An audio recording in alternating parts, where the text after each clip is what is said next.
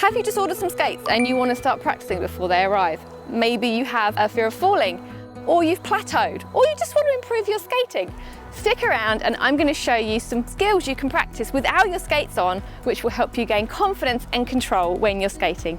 First of all, let's cover posture. Got my sparkly trainers on this evening, so you need to think about bending your knees. I've said it over and over, but a knee bend isn't just there, it's right down, so your knee is over your toe. With your posture, it's absolutely fine to be a little bit further forwards when you're starting. This sort of position is great because if you start to wobble, you're so close to the ground already, it's okay. This is why children seem to be so good at learning to skate, because they're really close to the ground, it doesn't hurt as much.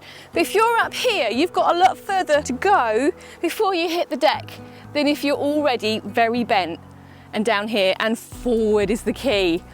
Never lean back, always ends badly. Always lean forward.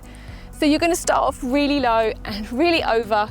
As you get better, you will be able to straighten up. It's a really good idea to practice this posture looking in the mirror side on, because a lot of beginners are like, I'm really bending my knee. But you look in the mirror and you're like, oh, actually, that's not much of a knee bend. So when you think you're bending your knee, just bend it a little bit more, and then that's probably where you need to be. With the knee bend, it's not just bend and stay there.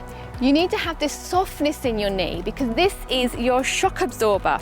When you're skating, these are going to really help you absorb all the bumps and the wobbles, which is really important.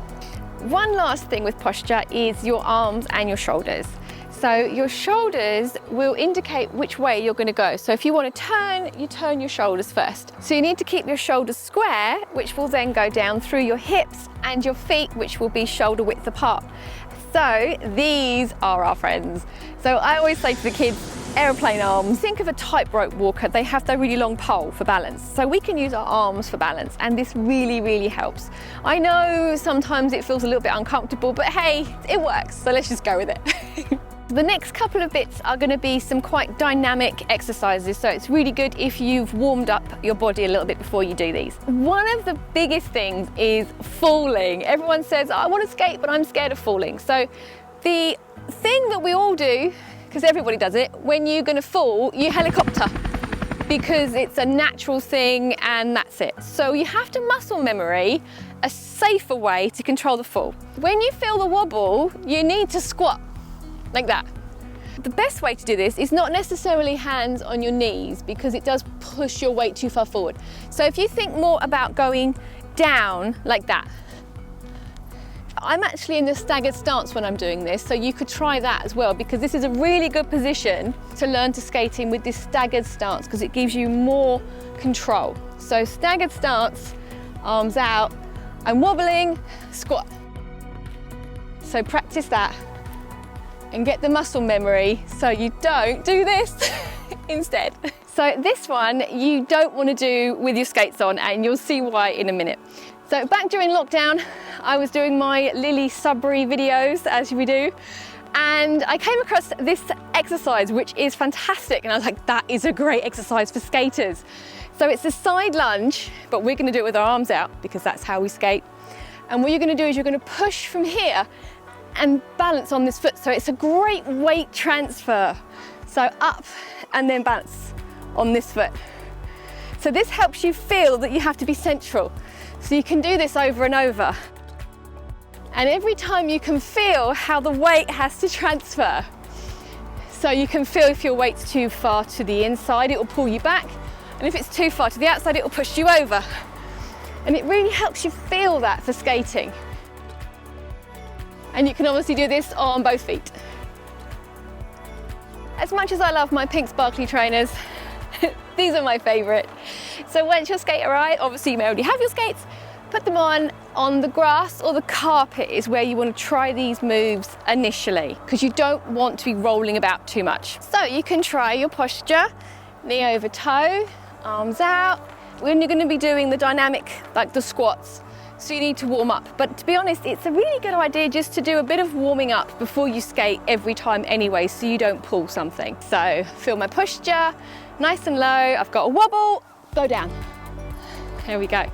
And we can't do the exact exercise to transfer our weight, but you can do marching to try and get used to the idea of changing feet. And if you do it slightly to the side, it means you have to shift your weight more. So rather than just marching, you can keep your weight central. But if you step to the side and lift, you have to keep that weight over your skate, and it makes you do it more. It's a really good idea to practice these moves, specifically the squat with your safety gear on.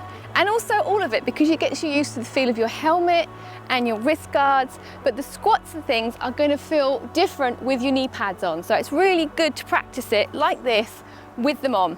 Now, one really cool thing about knee pads, especially the bigger ones, like the 187s, that kind of thing, the ones that are really big, which really protect you, which are fantastic, is they make you bend your knee. Because if you straighten your knee, they dig in, but if you bend your knee, they're much more comfortable. So all that's left for you to do now is to start moving. I've got a video on that which I'll link to, and it shows you the marching technique to start moving.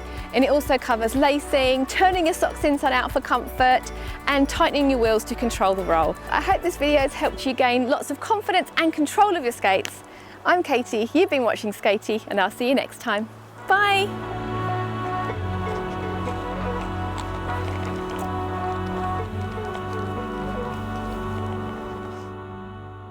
Improve your confidence and it was good, wasn't it? So one last point, I keep doing this, which are in line with your feet, which are square, just about practice these moves. Okay, so you want to keep